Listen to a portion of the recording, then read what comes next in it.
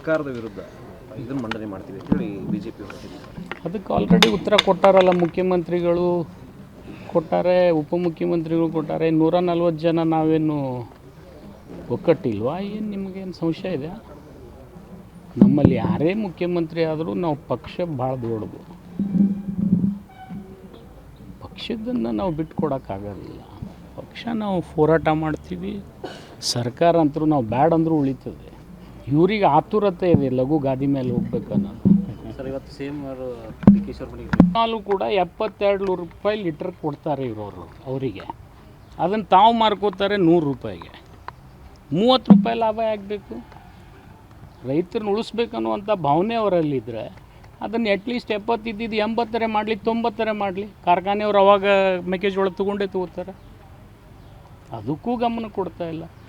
But ನೀವು ಮೀಡಿಯಾದವ್ರು ಏನು ಮಾಡ್ತೀರಿ? ಬರೀ ನಮ್ಮದೇ ಬರೀತೀರಿ, ಅವ್ರದ್ದೇನೂ ಬರೀದಿಲ್ಲ. ಕೇಂದ್ರ ಐತೆ ಅನ್ನೋದೇ ಇಲ್ಲ. ಇಲ್ಲಿ ನೋಡ್ರಿ, ಬೆಳೆದ ರೈತರು ನೋಡ್ರಿ ಎಲ್ಲಾದರೂ ಆಗಲೇಬೇಕು.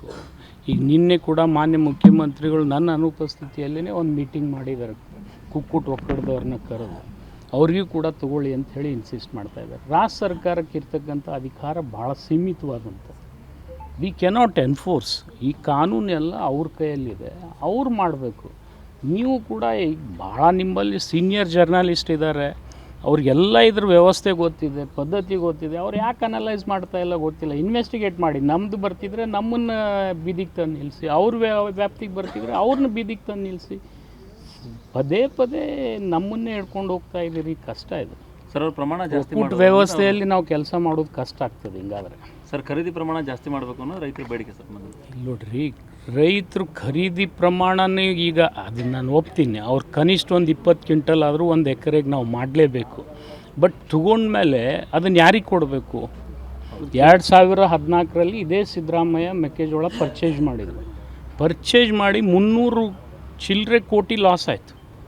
ನಫೆಡ್ದವರು ತೊಗೊಳ್ಳಿಲ್ಲ, NCCFದವರು ತೊಗೊಳ್ಳಿಲ್ಲ, ಮಾರ್ಕ್ಫೆಡ್ದವರು ತೊಗೊಳ್ಳಿಲ್ಲ.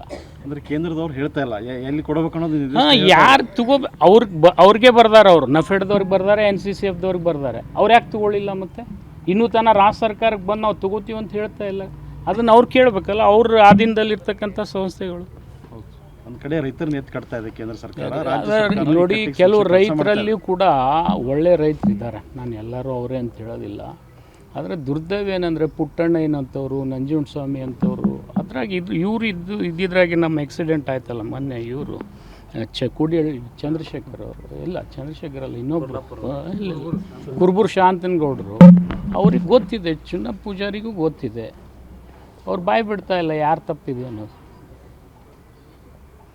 ಸರ್, ಈಗ ವಿಜಯಪುರದಲ್ಲಿ ಯಾವಾಗಿಂದ ಖರೀದಿ ಮಾಡೋಕ್ಕೆ ಸೂಚನೆ ಕೊಟ್ಟರು? ಈಗ ನೋಡ್ತೀವಿ. ಈಗ ನಾವು ಏನು ಮಾಡಬೇಕಾಗಿತ್ತು ಅಂದರೆ ಒಂದು ವ್ಯವಸ್ಥೆ ಇರಬೇಕಾಗಿತ್ತು. ಡಿಸ್ಟ್ರೆಸ್ ಸೇಲ್ ಅಂತೇನು ಹೇಳ್ತೀವಿ ನಾವು. ಆತಂಕಕ್ಕೆ ಬಿದ್ದು ರೈತರು ಇಮಿಡಿಯೇಟ್ಲಿ ಬೆಳೆದ ಮೇಲೆ ಮಾರ್ಕೋತಾರಲ್ಲ, ಅದು ತಪ್ಪಬೇಕು.